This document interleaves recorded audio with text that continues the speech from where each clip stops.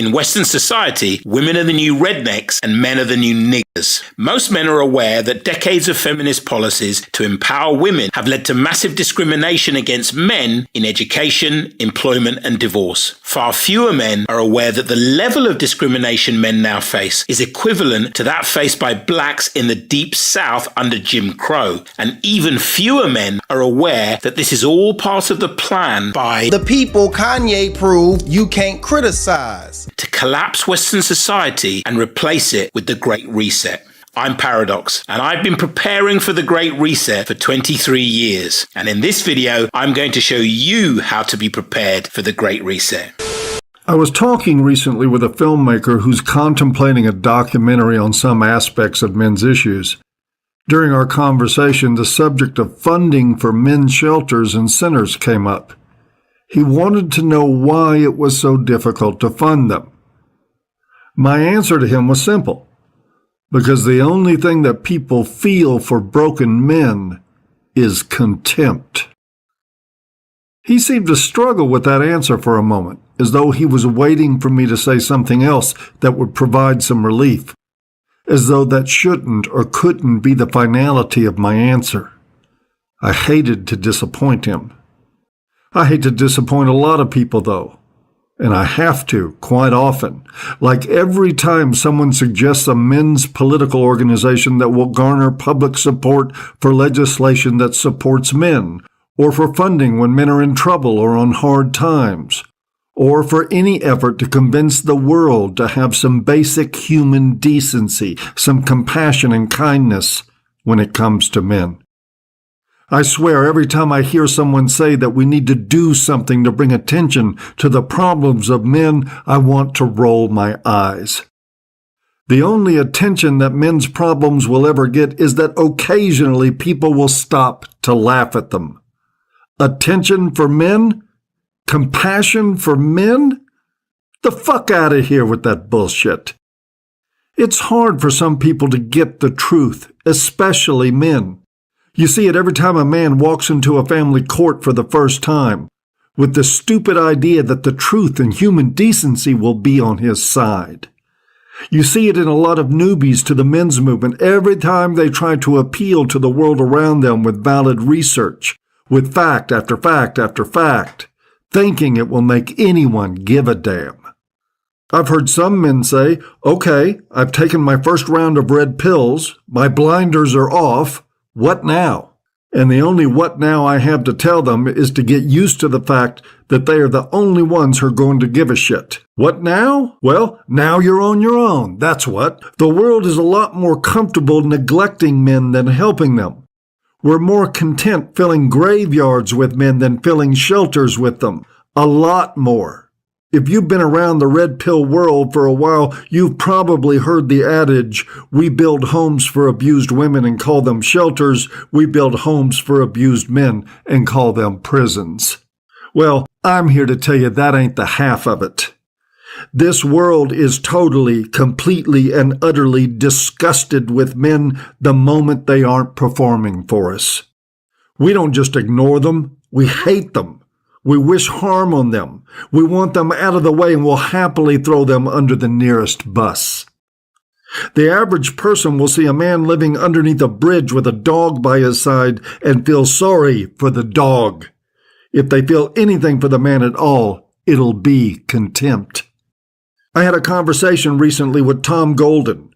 He was telling me some details about the C&O Canal, a 184-mile waterway that was dug entirely by hand and runs between Cumberland, Maryland and Washington, D.C. The powers in charge of building that canal were faced at the time with the decision to either use slave labor or paid labor to build it. They opted on paying men. Why? Because the high frequency of injury and death they expected. The rationale was that slaves were property, and if the property was killed or injured, they would have to pay for it. For free men, if they were injured or killed, they and their families were on their own. Fuck 'em. That's how your world cares about men. Cassie J pointed out in the Red Pill movie that there were 2,000 shelters for battered women in the United States and 1 for men. Let's see how long that 1 stays open. I'm not convinced that the 2,000 to 1 compassion ratio isn't a little misleading.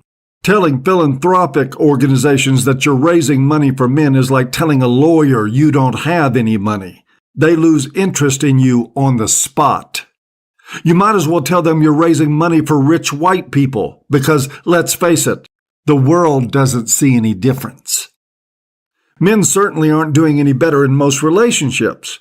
In fact, I know of nothing that leads more men to red pills than modern relationships where they don't matter at all. Even men who lie to themselves well enough to avoid seeing how hostile the world is to imperfect men can get a lesson in their relative worth in a relationship. Ask Anthony Bourdain, or 10 million other guys. Comedian Chris Rock, who has a particularly effective flair for nailing down the truth about male-female relationships, once put it this way. Fellas, he said, when you wake up in the morning, you should look in the mirror and say, fuck you.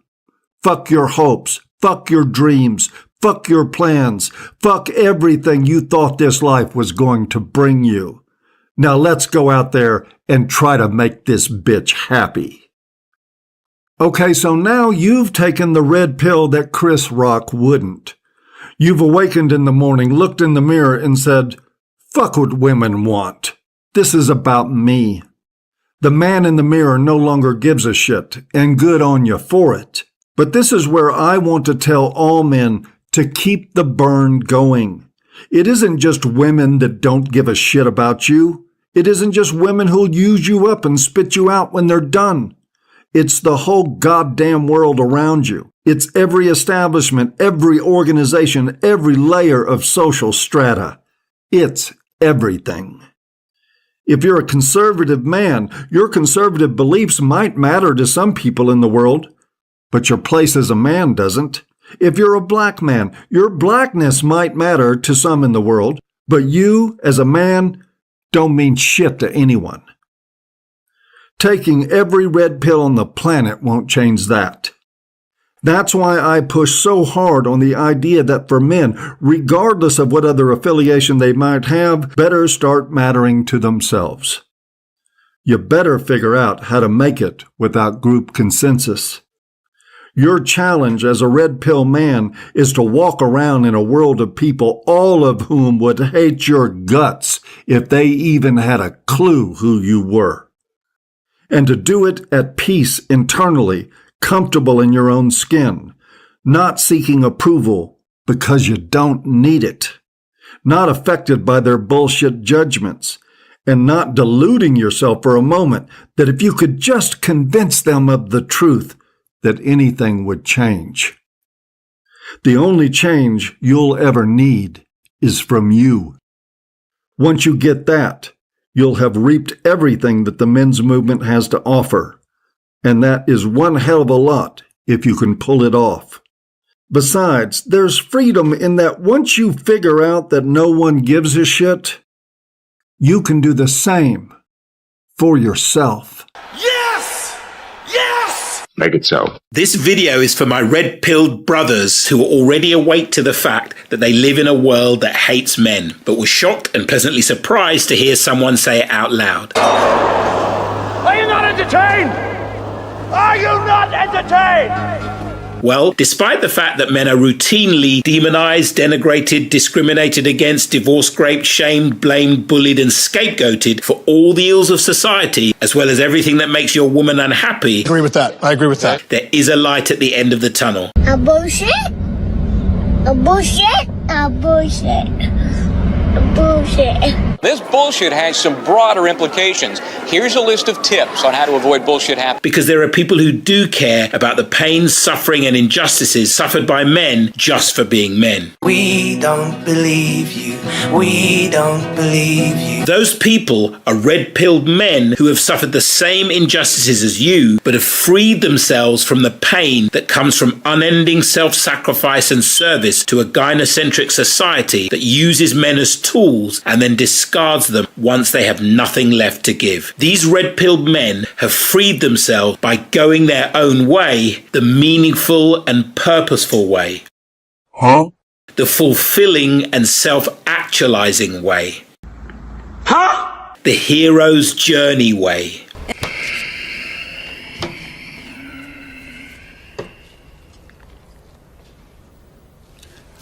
What in heaven's name are you talking about? Click the link in the description to learn more. Stop complaining about the results you didn't get from the work you didn't put in.